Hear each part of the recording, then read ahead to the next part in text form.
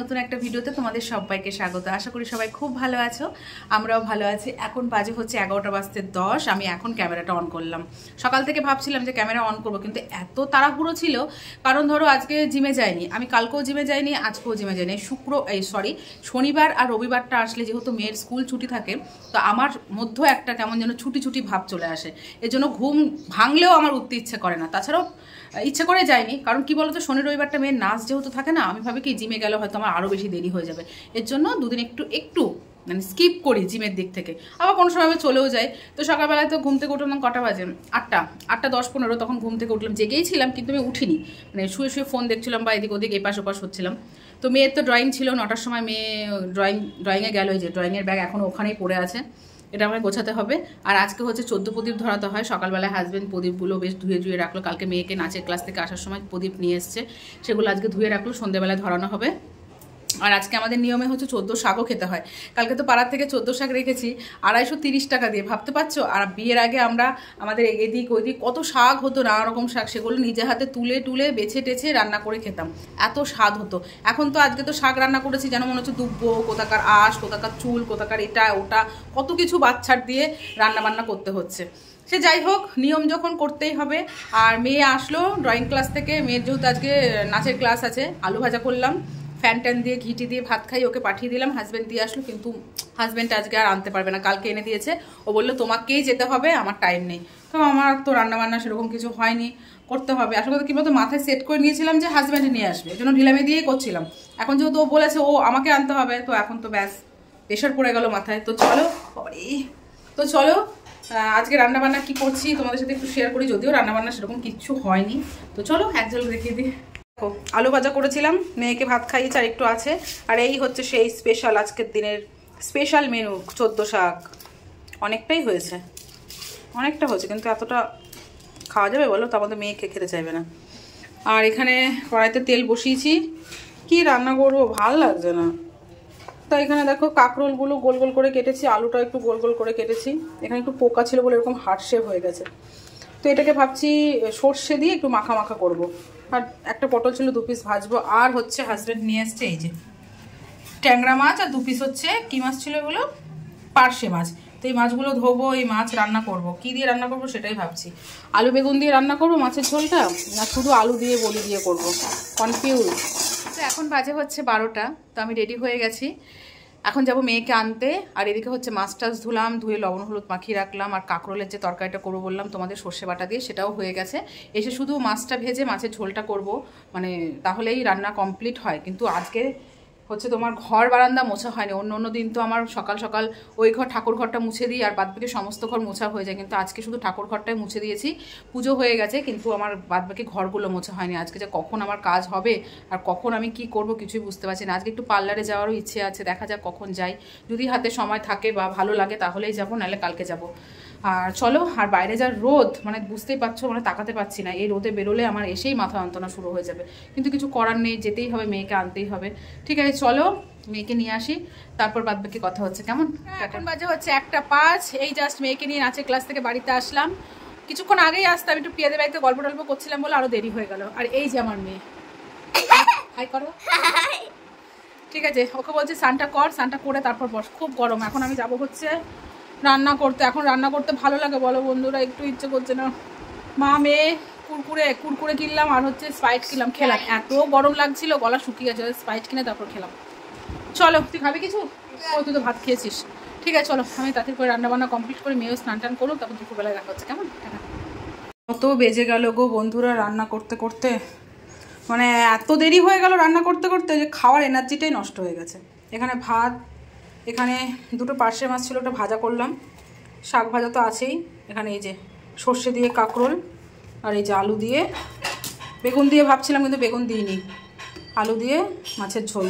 Gas ট্যাস মোছা হয়ে গেছে, কিন্তু এখন ঘর বারান্দা মুছবো। এই যে আজকে সকালে তো এই ঘরও মুছতে পারিনি। তো মেয়ে এখন হচ্ছে মাখনকে লাঞ্চ দিয়ে দিল, তো মেয়েকে ভাত দিয়ে দেবো। হাজব্যান্ডও চলে এসছে।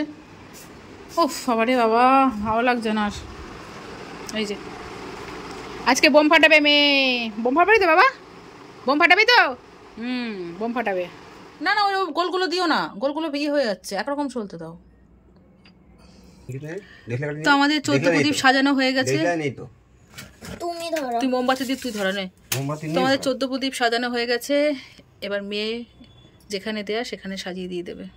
না ধরো, একটা একটা করে ধরা হয়ে গেছে। ওই লাইনটা কোণার থেকে ধরা।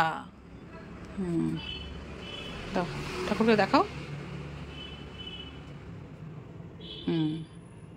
বাইরের দিকে, এদিকে দাও, তোমার দিকে মুখ করে দাও। হ্যাঁ হ্যাঁ, ঠিক আছে ঠিক আছে, চলো ওই থালাটা করে নি। কোনো ভয় নেই। এই দরজায় দাও, একটা দাও, নিচে রাখো, নিচে রেখে একটা দাও। হ্যাঁ, এদিকে এদিকে মুখ দাও, এদিকে এদিকে। হ্যাঁ চলো, আবার চলো। এবার এই দরজায় দাও, একটু সাইড করে দিস। হ্যাঁ ঠিক আছে ঠিক আছে ঠিক আছে, ওকে। রান্নাঘরে দাও, ওটা সলতেটা একটু উঠিয়ে দাও বাবা, সলতেটা উঠিয়ে দাও। দাও।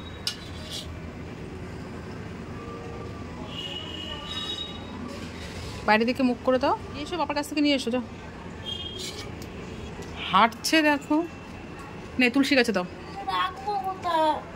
রাখবে এখানে, ওখানে রাখো, ওখানটা রাখো। হ্যাঁ রাখো, তুলসী গাছে দাও, একটা দিয়ে দাও।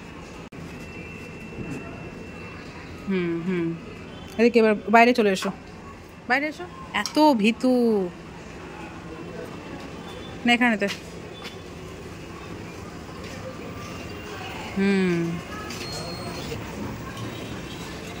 দে, এখানে দে, এখানে দে, এখানে দাও।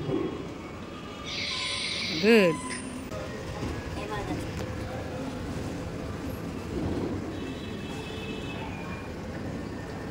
দে।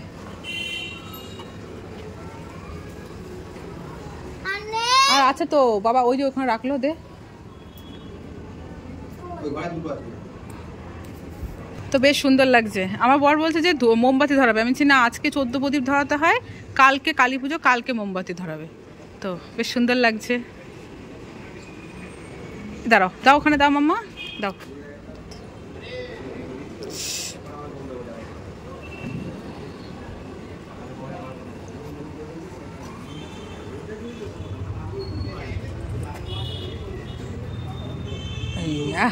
সুন্দর লাগছে, যা রেখা, দারুণ লাগছে। বিড়ি বোম নে, বিড়ি বোম নে। তো এই যে 14 প্রদীপ ধরানোর পর এখন বোম ফাটানো হবে, বোম ফাটানো। এই যে একটাই, বেশি ফাটাবি না, একটাই নাকি এটাও? এখান থেকে একটা দুটো নে, চল। ওই ধূপকাঠি মোমবাতিটা নিয়ে আয়। এই দুটো চকলেট বোম ফাটাবো, চল চল চল চল চল চল। কি সুন্দর লাগছে বলতো, প্রদীপগুলো জ্বলছে। কি বিড়ি বোম ফাটা দেখে কিরকম? ওরে বাবালি, কাটা ফাটা ফাটা ফাটা দেখি, আবার কর। এ মা, কোথায় গেল? কর, জোরে জোরে মারতে হবে। সাইডে লোক আসছে, দাঁড়া, করো। হ্যাঁ ঠিক আছে, চলে যাক চলে যাক। চার, তুই পারছিস না, কোথায় গেল বিড়ি বোম? আমাকে তো দেখি। হ্যাঁ এটা ভালো না তাহলে। এই যে বিড়ি বোম ফেটেছে এটা। নে নে নে নে, ড্রেনে চলে যাবে, কর। ইয়েস।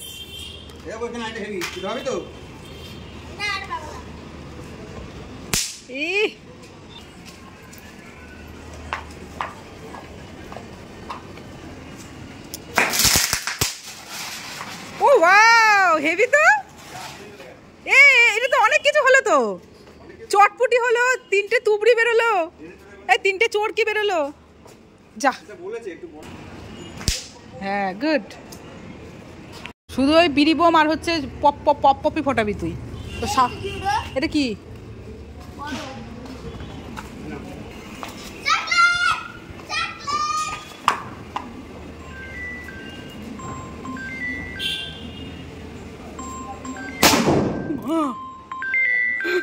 কানে তালা লেগে গেছে আমার। ও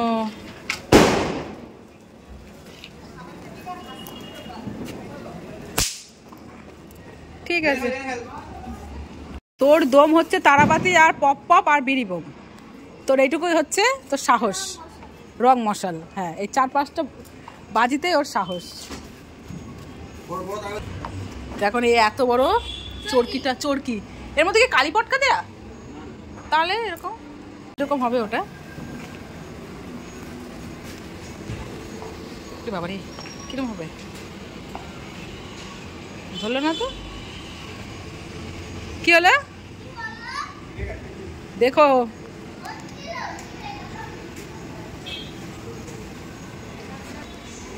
হয়েছে হয়েছে হয়েছে, ওয়াও।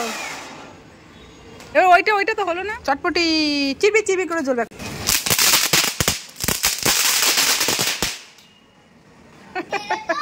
এটা কি হবে গো? ও তুবড়ি, দেখো সাবধান, বাবারে ভয়ই লাগে।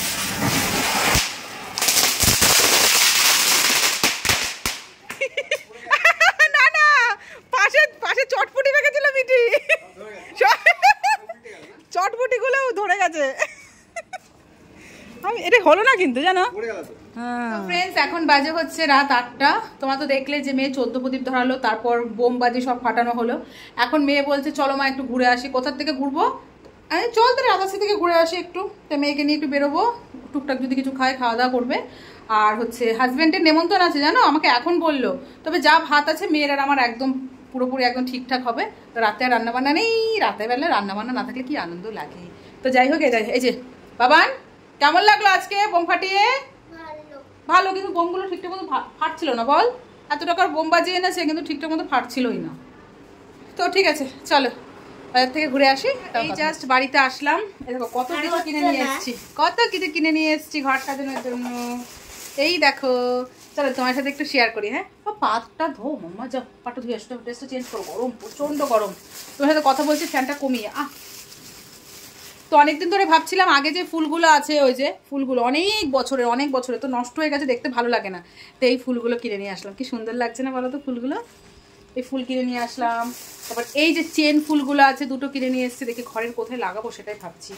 আর কালকে যেহেতু তোমার হচ্ছে কি কালী পুজো, তো প্রত্যেক বছরই লাগাই এই যে ঘরের দরজায় এই যে এগুলো শুভ লাভ, এরকম শুভ লাভ, তারপর শুভ দীপাবলি, এই যে এগুলো ঠাকুরের এগুলো সব কিনে নিয়ে আসলাম।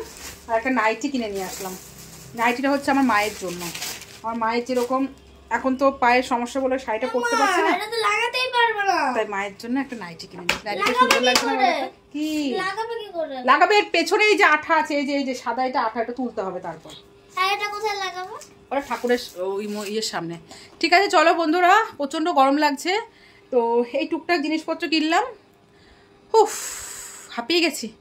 ঠিক আছে, তো তোমাদের আজকের ভিডিওটা কেমন লাগলো অবশ্যই কমেন্ট করে জানিও। Tata, bye bye, good night. দেখা হচ্ছে কালকে সুন্দর কালী পুজোর ব্লগে। ওকে, বাই বাই, নে, bye bye, good night, good night.